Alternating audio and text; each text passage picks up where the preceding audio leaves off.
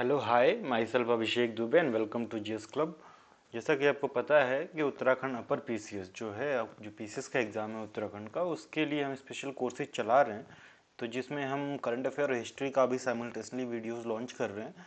तो उसमें ये हिस्ट्री की आपकी जो है 3rd वीडियो होगी और ये पौरव वंश के बारे में हम बात करेंगे। अब तक हमने बात की, sorry let me check once what is wrong with them. तो अब तक हमने क्या क्या बातें की वो देख लेते हैं। तो मैंने उत्तराखंड का जो हिस्टोरिकल फेज है वहाँ से स्टार्ट किया था। तो उत्तराखंड में हमने प्री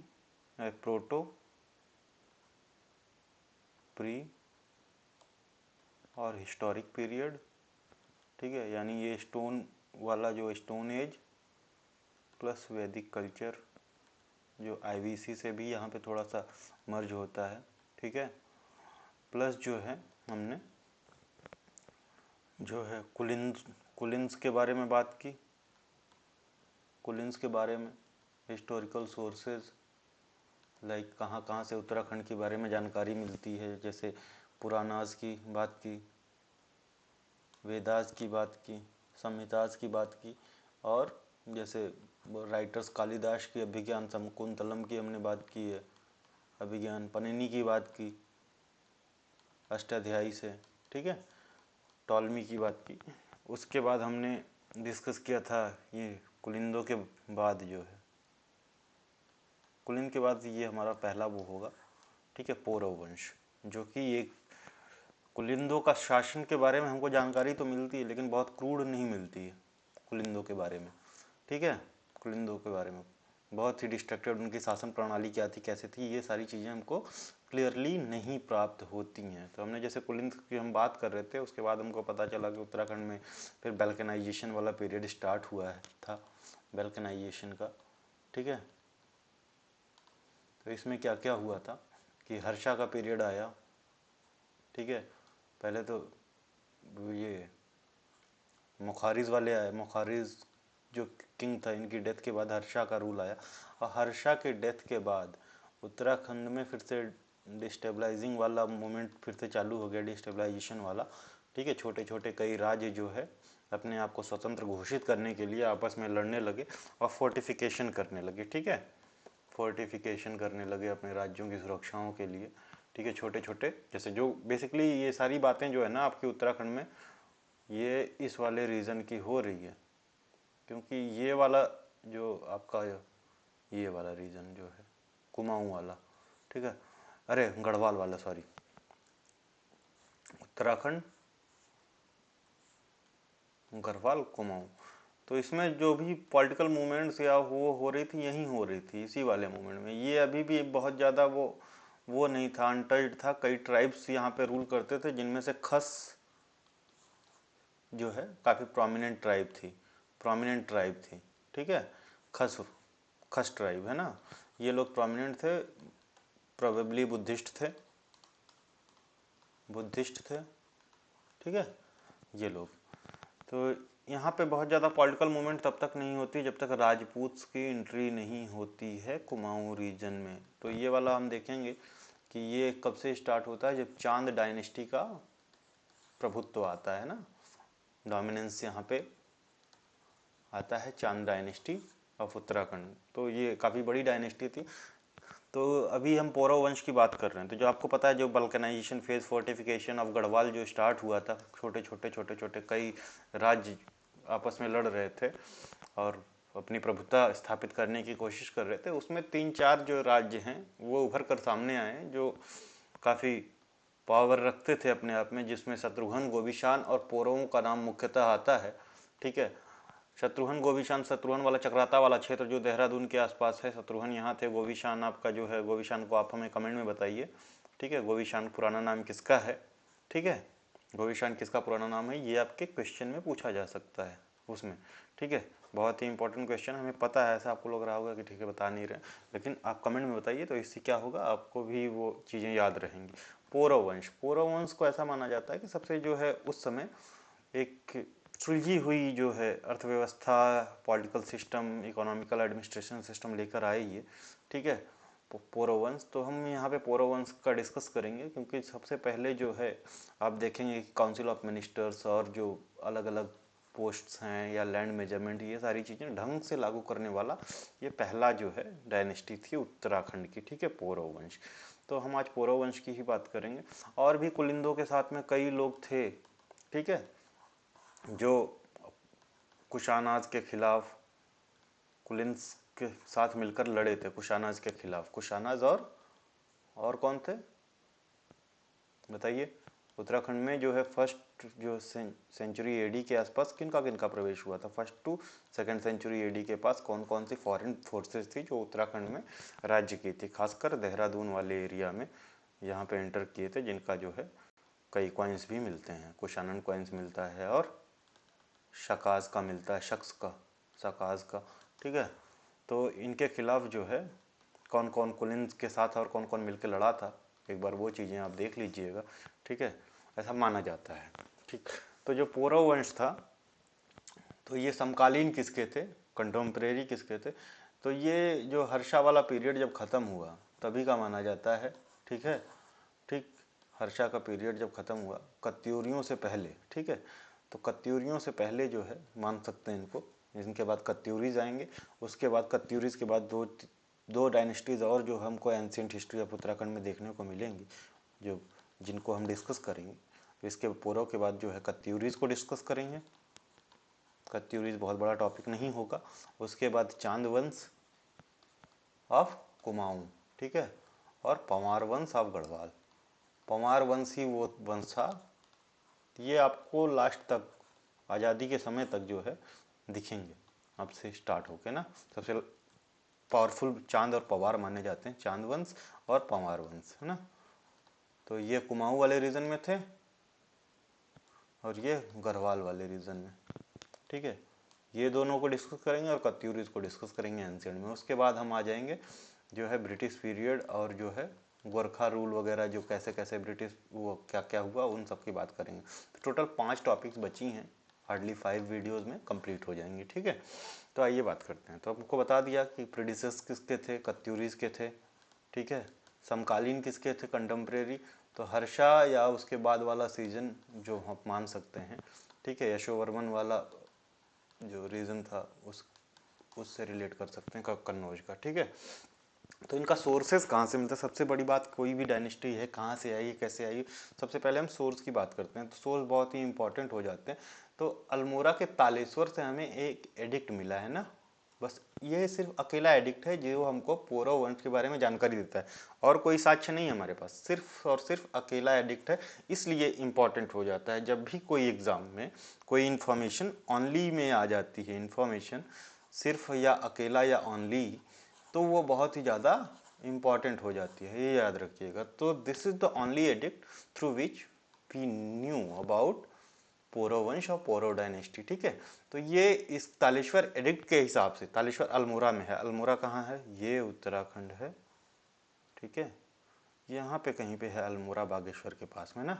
तो यहाँ का जो है तालेश्वर जो है ताम्र नहीं है, ब्रोंज नहीं है ना, ये ब्रोंज का नहीं है, याद रखिएगा। तो है क्या, ये अष्ट धातु का है।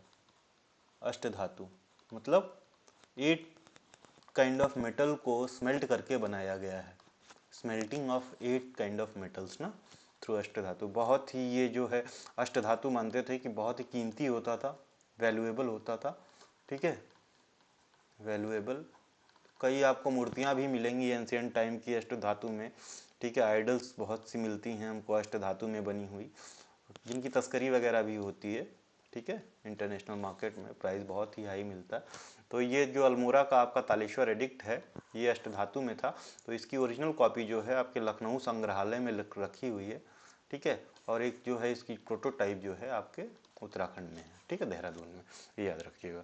तो इससे अल्मोड़ा जो तालेश्वर एडिक्ट है, इससे हमें संकेत मिलते हैं कि ये एडिक्ट किसका रहा होगा। तो उसमें थोड़ा सा मेंशन है 2 लोगों का नाम और लोगों का है, ठीक है, किंग्स की तरह कि किंग्स कौन थे, ठीक है, लेकिन 2 लोगों का नाम मेंशन इस तरह से है कि इन्होंने इसको जो है रेक्टिफाई करवाया था, जिसमें धूतिवर्मन और विष्णुवर्मन, विष्णुवर्मन ये प्रथम है, हमको द्वितीय भी देखने को मिलेंगे, विष्णुवर्मन का नाम देखने को मिलता है, सॉरी, ठीक है, धूति वर्मन और विष्णु वर्मन, तो ये एडिक्ट इनका माना जाता है। ठीक है, तो ये आर्कियोलॉजिकल सोर्सेज में हो गया हमारा। तो लिटरेरी सोर्स में हमको क्या देखने को मिलता है? लिटरेरी सोर्स में हमको सबसे जो अहम जानकारी मिलती है वो चाइनीज ट्रेवलर ह्यूनसांग से मिलती है ना। ह्यूनसांग का वही पीरियड था 647 वाला, हर्षा के टाइम वाला।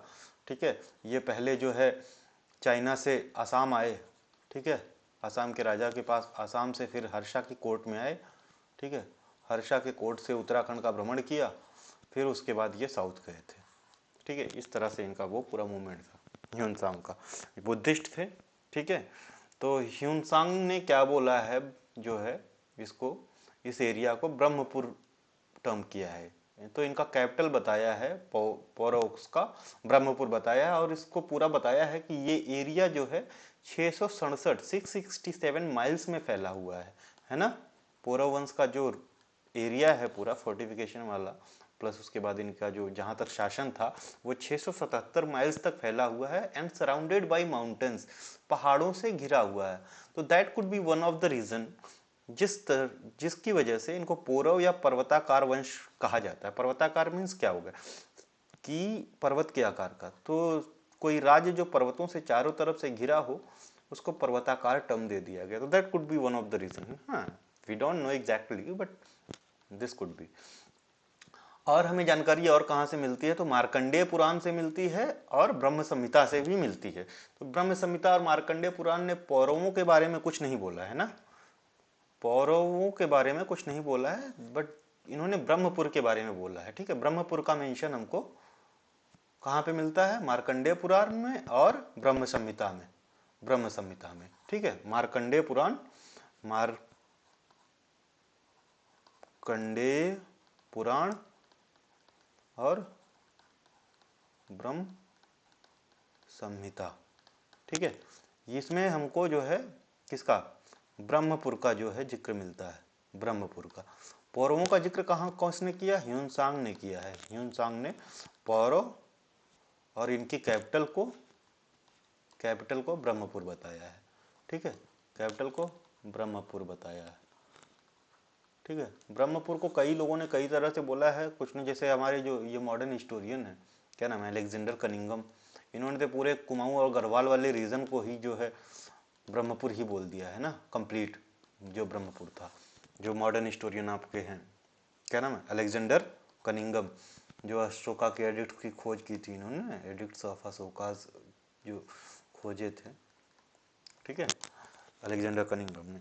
तो आपको क्लियर हो गया, एक बार फिर से आप देख लीजिए कि ह्यूनसांग ने, याद रखिएगा ह्यूनसांग बहुत इंपॉर्टेंट है। इन्होंने जो ये एसटी है ना ह्यूनसांग, इन्होंने कुलिंदों के बारे में भी बहुत कुछ कहा है। ठीक है, और पौरवों के बारे में विशेषकर। ठीक है, सॉरी।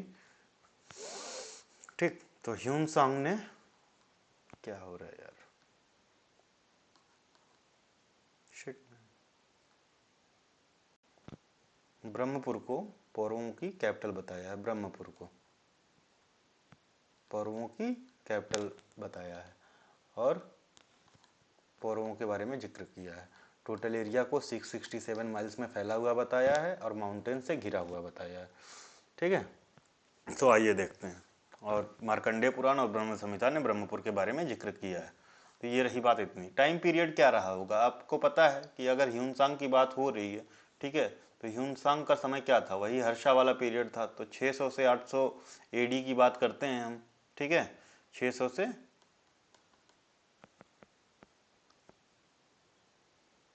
क्या हो रहा है,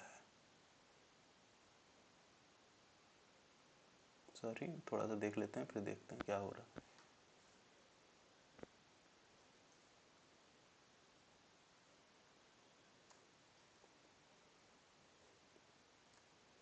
ठीक, तो टाइम पीरियड इनका ऐसा माना जाता है कि 600 से 800 रहा होगा। ठीक है, period after Harshavardhana. After the death of Harsha there were three main worth mentioning dynasties in Uttarakhand. जैसा मैंने पहले ही बात कर दी थी कि वेल्कनाइजेशन का फेज चल रहा था। ठीक है, वेल्कनाइजेशन का पीरियड चल रहा था। तो जो है, तो अलग अलग जो छोटे छोटे राज्य हैं अपना जो है प्रभुत्व स्थापित करने के लिए वो कर रहे थे। तो आपको पता है जैसे भी कोई अगर सेंट्रलाइज्ड डायनेस्टी है ना, सेंट्रलाइज्ड रूल है डायनेस्टी का ना, सेंट्रलाइज्ड रूल है, उसका कोई जो है रूलर जो सबको एक सूत्र कर रखा है, ठीक है, उसके कमज़ोर पड़ने पे या उसकी डेथ हो जाने पे अगर उसके जो आगे आने वाले जो वंशज हैं वो उतने काबिल नहीं होते हैं तो उनका पतन चालू हो जाता है और जो गवर्नर्स वगैरह जो लोकल ऑफिशियल्स हैं वो विद्रोह चालू कर देते हैं। तो वही हुआ रहा था उत्तराखंड में, जैसा कि मुगल टाइम में हुआ था, जैसा कि ब्रिटिश पीरियड में हुआ था, जैसा और भी पहले कई बार देखा जा चुका है, जैसा अवध आगरा वाला जो सीन था उसमें हुआ था। सॉरी यार ये क्यों हो रहा है समझ में नहीं आ रहा है मुझे, कभी ऐसा होता नहीं था।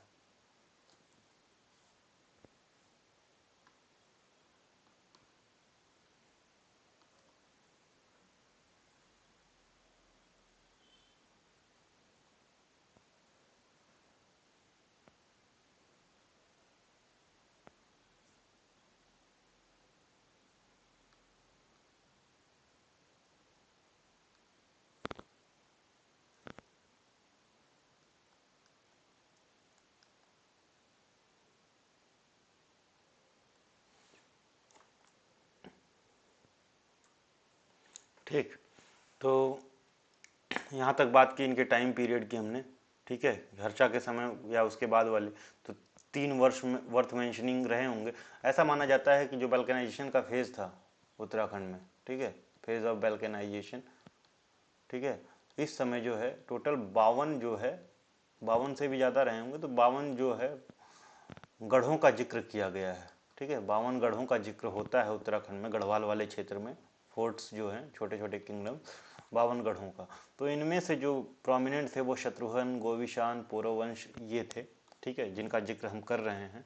तो पौरव और पर्वताकार वंश वेर प्रोड्यूसर्स ऑफ कत्यूरी, जी हमने पहले ही बता दिया है ना। तो आइए आगे बढ़ते हैं। Other name mention in Taleshwar अष्टधातु एडिक्ट, तो जैसे आपने 2 लोगों का नाम देखा अभी ना, किसका किसका, धूति वर्मन और विष्णु वर्मन का। ये नाम बहुत ही इंपॉर्टेंट है, याद रखिएगा आप इसको, किसी भी तरह से भूलना मत, भूलने पे आपका लॉस होगा, क्योंकि ये एग्जाम्स में सर्टेनली, मतलब अगर नहीं पूछता है तो वो अलग बात है, लेकिन पूछने का बहुत ज़्यादा संभावना है, ठीक है। तो और अलग ना, ये इनका उस जो विष्णु वर्मन और धूति वर्मन का नाम है, ऐसा माना जाता है कि ये एडिक्ट्स इनके हैं, ठीक है, ये एडिक्ट जो आप कालमूरा का जो अष्टधातु एडिक्ट है तालेश्वर का, ये इनका माना जाता है। लेकिन उसी एडिक्ट्स में और भी नाम मिलते हैं हमको, जैसे अग्निवर्मन का। तो अग्निवर्मन का नाम जो है मिलता है, तो इसके साथ इनका टाइटल भी मिलता है परम भट्टारक का। आपको देखो टाइटल देख के कुछ समझ में आ रहा होगा अगर आपने हिस्ट्री पढ़ी है, ठीक है। धूति वर्मन के साथ महाराजा धीराज परम भट्टारक का टाइटल मिलता है। तो ऐसे टाइटल कहाँ यूज होते थे, हर्षा के पीरियड में भी यूज होते थे, ठीक है, कन्नौज डायनेस्टी में, गुप्ता पीरियड में भी यूज होते थे। तो इसका कहने का ये तात्पर्य होता है कि इन्होंने सारी चीज़ें, मतलब लगभग मिलता जुलता जो है, एडमिनिस्ट्रेशन भी वैसा ही रहा होगा गुप्ताओं से। तो इनका जो डायनेस्टी का जो इकोनॉमी, ठीक है, एडमिनिस्ट्रेशन, ठीक है, किससे अफेक्टेड रहा हो, तो गुप्ताज एंड वर्धन डायनेस्टी ना, वर्धन डायनेस्टी, वर्धन्स ना, इन दोनों का इफेक्ट इन पे रहा होगा, ठीक है, ऐसा माना जाता है। किसका किसका इफेक्ट रहा होगा, गुप्ताज का और वर्धन का। क्यों, क्योंकि पीरियड वही था ना, जैसे 6 to 8, तो गुप्ताज का भी पीरियड 4 से 5 में खत्म हुआ था, आपको पता है। तो इसके बाद यही रहेगा, तो एडमिनिस्ट्रेशन तो लगभग उसी तरह से चलेगा। अब ऐसा नहीं है कि गुप्ता 4th या 5th में पूरे खत्म हो गए थे, उनके कुछ जो है रूलर्स या वो राज्य तो कर ही रहे थे किसी भी डायनेस्टी को। जैसे अब 1707 में औरंगजेब मरा, तो इसका मतलब थोड़ी कि मुगल किंगडम का तुरंत विनाश हो गया, वो तो 1857 तक चला है, वो आगे भी चला है, लेकिन चला तो है यहाँ तक। तो उसी तरह से था। तो गुप्ताओं का, गुप्ताज का और वर्धन्स का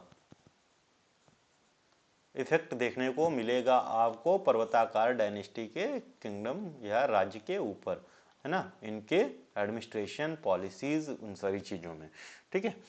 तो नाम किसका किसका मिलता है, अग्निवर्मन जिन्होंने टाइटल लिया था परम भट्टारक, धूति वर्मन महाराजाधिराज परम भट्टारक, वृषवर्मन, वृष मतलब वृषवर्मन, ठीक है, और विष्णु वर्मन द्वितीय। विष्णु वर्मन वन हमको एडिक्ट वाले में मिलता है, विष्णु वर्मन और धुतिवर्मन, ठीक है। विष्णुवर्मन सेकंड का नाम भी मेंशन हमको मिलता है।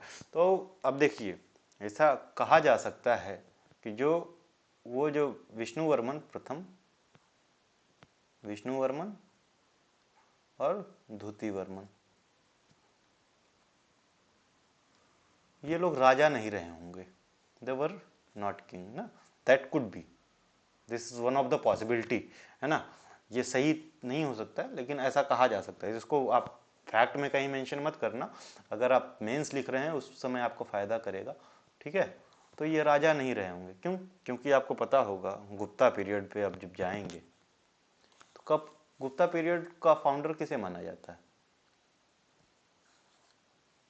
रियल फाउंडर कौन, किसे माना? चंद्रगुप्त विक्रमादित्य को, ठीक है।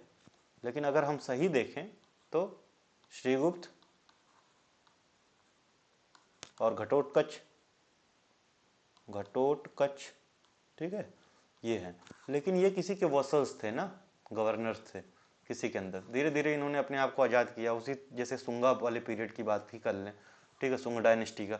तो उसी तरह से तो ये लोग भी जो धुतिवर्मन और अग्निवर्मन थे, विष्णुवर्मन प्रथम, ये किसी राजा के वसल्स थे। यहाँ से इन्होंने अपनी वो जो है स्टार्ट की, विद्रोह हुआ होगा, कुछ हुआ होगा, ठीक है।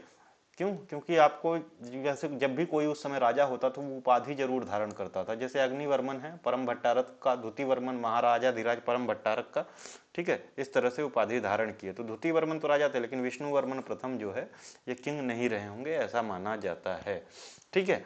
वृषवर्मन का नाम मिलता है और विष्णुवर्मन द्वितीय का नाम मिलता है। अब बात कर लेते हैं इनके एडमिनिस्ट्रेशन और इकोनॉमी की। तो इन पहली बार उत्तराखंड में आपको मंत्री परिषद, काउंसिल ऑफ मिनिस्टर देखने को मिलेगा पौरव डायनेस्टी के अंदर, ठीक है। पहली बार जिक्र हुआ। तो मंत्री परिषद का और कहाँ जिक्र हुआ? मौर्यन पीरियड में हुआ था, ठीक है, गुप्ता पीरियड में हुआ था, हर्षवर्धन डायनेस्टी में हुआ था, हर्षा वाले में। तो आप देख रहे हैं कि यहीं से, ठीक है, उत्तराखंड की तरफ ये चीजें बढ़ी हैं, ठीक है। इससे पहले आपको कुलिन्स में ऐसा कुछ देखने को मिलेगा नहीं, ठीक है, कुलिन्स में ऐसा कुछ भी देखने को नहीं मिलेगा, ठीक। उसी के साथ कोटाध्यक्ष, कोट किसको बोलते थे? कोट मीन्स होता था फोर्ट, ठीक है।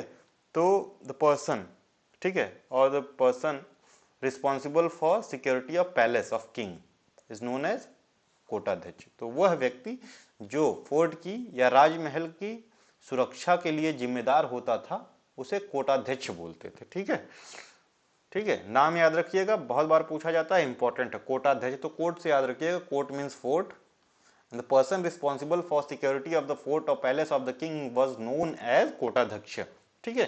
बालाध्यक्ष की बात करें, बालाध्यक्ष वाज लाइक टुडेज प्रेसिडेंट ना, प्रेसिडेंट जो हमारे हैं, ठीक है। तो इनको क्या कहा जाता है? प्रेसिडेंट ना, head of all three forces, head of all three forces ना। तो वही काम था बालाध्यक्ष का, ठीक है। वैसे हमारे प्रेसिडेंट के पास और भी काम है, बट जो इनको पदवी दी गई है उस हिसाब से हम समझाने के लिए बस बोल रहे हैं, ठीक है। तो बालाध्यक्ष was head of all three forces. तो जिसमें फोर्सेस कौन कौन सी थी? गजपति, गजपति मीन्स द एलिफेंट फोर्स ना, एलिफेंट फोर्स, ठीक। तो द गजपति was the person was head of elephant force ना। गजपति कौन था? जो हाथियों का जो सेना थी उसका प्रमुख होता था, ठीक है, एलिफेंट फोर्स का हेड होता था गजपति। अश्वपति, अश्व मीन्स होता है संस्कृत में घोड़ा, हॉर्स। तो ये जो घोड़ों की सेना थी उनका प्रमुख अश्वपति होता था। उसी तरह जैनपति होता था, जैनपति was the head of foot soldiers ना, जैनपति। तो आपको इन दोनों का तो नाम से ही क्लियर हो रहा है, अश्वपति और गजपति, ठीक है। लेकिन जैनपति याद रखिएगा, जैनपति टर्म पहली बार पौरव डायनेस्टी में यूज किया गया है, ठीक है, फुट सोल्जर्स के लिए यूज होता था। आगे बढ़ते हैं। संधि विग्रहक, संधि विग्रहक minister of war and peace आपको गुप्ता पीरियड में भी मिलेगा, मौर्यन पीरियड में भी मिलेगा, minister of war and peace, ठीक है। तो ये आपका नॉमेनक्लेचर बहुत ही इंपॉर्टेंट हो जाता है, क्योंकि आप इस नॉमेनक्लेचर से और भी हिस्ट्री के क्वेश्चन सॉल्व कर सकते हैं। तो रिमेंबर एंड मार्क इट, ठीक है।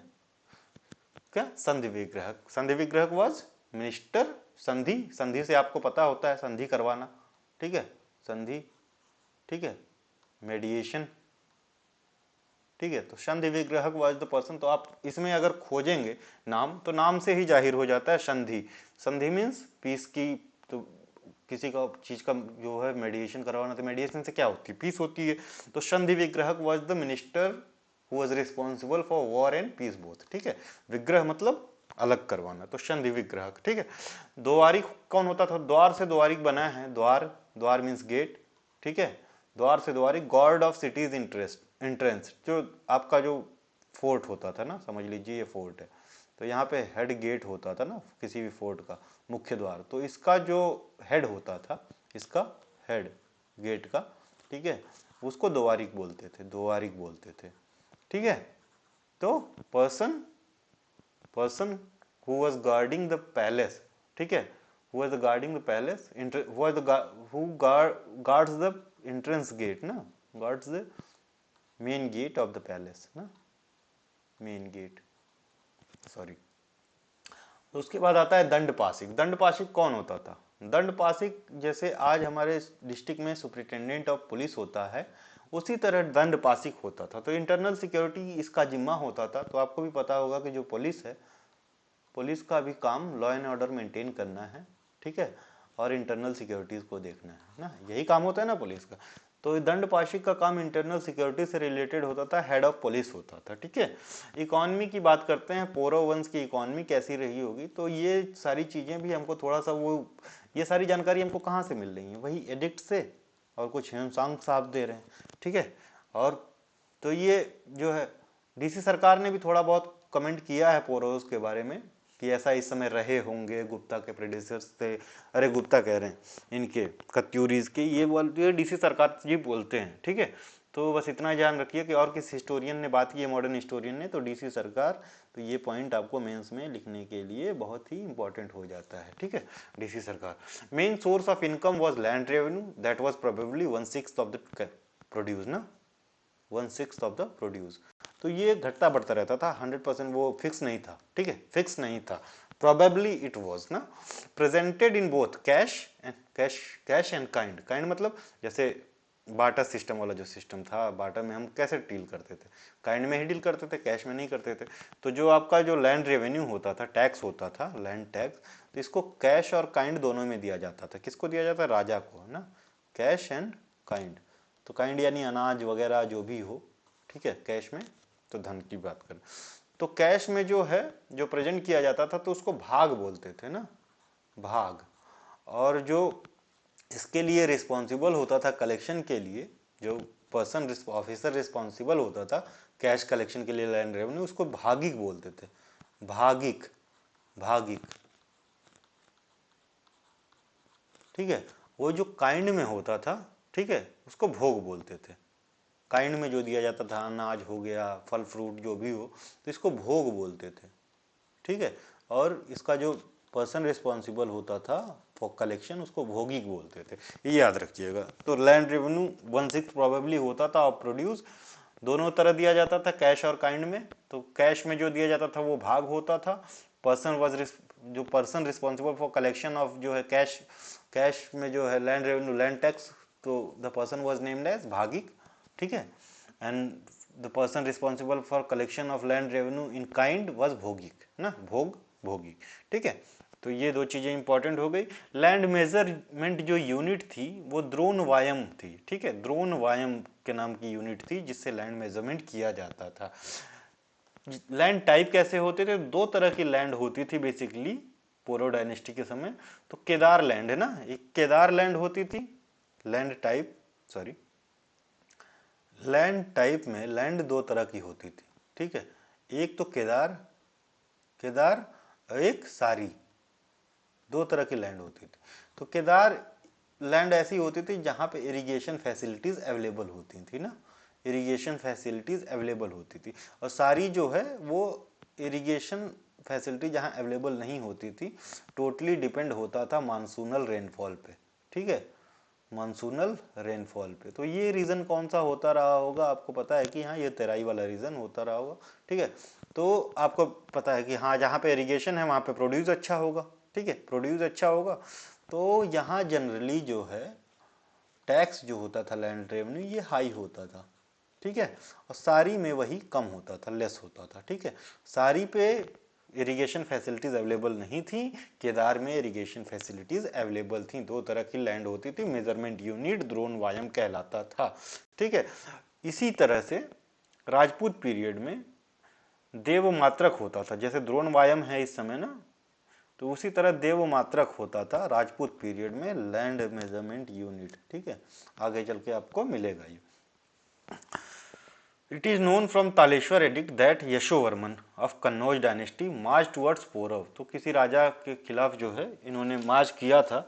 ठीक है, युद्ध रहा हो, कुछ रहा हो, क्या वो तो हम क्लियरली हम नहीं बता सकते। ठीक है, तो इन्होंने मार्च किया था यशोवर्मन ने कन्नौज के वाघपति नाम का कोई रूलर था उसके खिलाफ, वाघपति। ठीक है, वाघपति नाम का कोई रूलर था, उसके खिलाफ इन्होंने यशोवर्मन ने मार्च किया था। तो आपको इससे ये पता चलता है कि यहाँ पीरियड कौन सा रहा होगा। तो आज के लिए इतना ही। थैंक यू, धन्यवाद। अगर हमारी वीडियो आपको अच्छी लगी हो तो इसे लाइक, शेयर और सब्सक्राइब जरूर करें।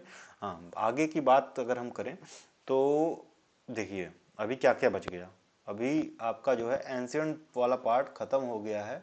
ठीक है, अब जो डायनेस्टीज आ रही हैं उत्तराखंड में, ठीक है, वो स्ट्रॉन्ग डायनेस्टीज होंगी। ठीक है, पहली बात, अभी तक तो इस्टेब्लिशमेंट फेज चल रहा था ना।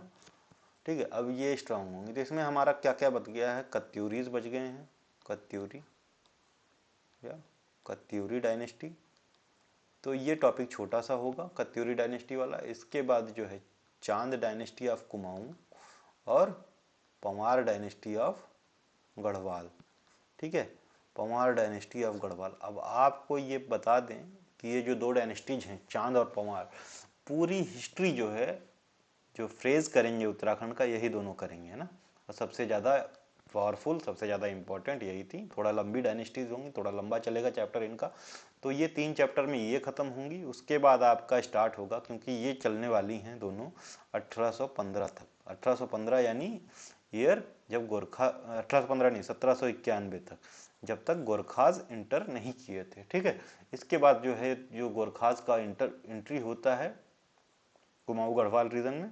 ठीक है, कुमाऊं गढ़वाल रीजन में 1815 तक चलता है। 1815 में ब्रिटिशों के साथ, ठीक है, ट्रीटी होती है गोरखाज में, क्योंकि गोरखाज का रूल बहुत ही ज़्यादा वैसा था, बैलेंड था, या कह लीजिए बहुत ही ज़्यादा क्राइमफुल था उत्तराखंड में नेटिव्स के खिलाफ। ठीक है, अनार्की वाला रूल था। ठीक है, तो गोरखाओं के साथ ब्रिटिशों का 1815 में एक ट्रीटी साइन होती है बिहार के संगौली में, ट्रीटी ऑफ संगौली बोलते हैं। तो इससे जो है गोरखाओं का रूल इंडिया में ख़त्म होता है, साथ साथ उसके उत्तराखंड में भी ख़त्म होता है 1815 में। उसके बाद जो है उत्तराखंड में ब्रिटिश पीरियड की शुरुआत होती है। ठीक है, पूरे उत्तराखंड में ब्रिटिश शासन होता है, बस टेहरी रियासत को छोड़ के। ठीक है, टेहरी रियासत को छोड़ के जो 1948 तक इंडिपेंडेंटली रूल कर रहे थे। दो इनका एक जो है ब्रिटिशर्स का एक रेजिडेंट जो है यहाँ पे बैठता था। ठीक है, टेहरी में। ठीक है, तो सब्सिडी रिलायंस वाला टाइप था, ऐसा ही कुछ। ठीक है, तो अब बस तो आप समझ लीजिए कत्यूरीज का एक वीडियो, कत्यूरीज, एक चांद डायनेस्टी, एक जो है आपका पौरव पंवार डायनेस्टी, पौरव कह रहे हैं, एक आपका जो है उसके बाद जो है ब्रिटिश पीरियड, अरे ब्रिटिश पीरियड कह रहे हैं, मतलब बिफोर ब्रिटिश एंड गोरखा इन उत्तराखंड, मतलब मॉडर्न हिस्ट्री के ही पार्ट हैं ये। ठीक है, मेडिवल हिस्ट्री है, बेसिकली मेडिवल है, मेडिवल ना। इसमें बस 1 से 2 वीडियोस बनेंगी, 2 मान लीजिए। ठीक है, तो कितनी हो गई, 3 उधर की हो गई, 2 मेडिवल वाली हो गई, और 2 जो है आपका मॉडर्न पीरियड में। तो इसमें एक गोरखाज पे होगा, एक ब्रिटिश पे होगा, गोरखाज वाला पीरियड, एक ब्रिटिशर्स का। तो टोटल जो है 5 2 7 से 7 वीडियोस और आएंगी, जिसमें उत्तराखंड का आपका हिस्ट्री वाला पोर्शन पूरा खत्म हो जाएगा। उसके बाद हमारी एक सीरीज चलेगी the famous personalities in Uttarakhand, famous personalities in Uttarakhand, जिसमें उत्तराखंड में जितने भी हिस्टोरिकल, जो साइंस रिलेटेड, वुमेन्स में, ठीक है, और जो पर्सन्स इन लिटरेचर और वो जो हैं फेमस व्यक्तित्व होंगे उत्तराखंड में, ये सारा कवर किया जाएगा। ये 3 वीडियोज़ होंगी। तो इस तरह से सीरीज चलेगी, तो जिसमें आपका उत्तराखंड का पूरा पोर्शन कवर हो जाएगा। कोई भी आपका अपकमिंग एग्ज़ाम होगा, यूकेपीएससी हो गया, यूकेएसएससी हो गया, और भी वन दरोगा वगैरह का, तो कहीं भी कोई क्वेश्चन, हमारी कोशिश यही होगी कि आपका छूटे नहीं। तब तक के लिए थैंक यू, धन्यवाद, जय हिंद।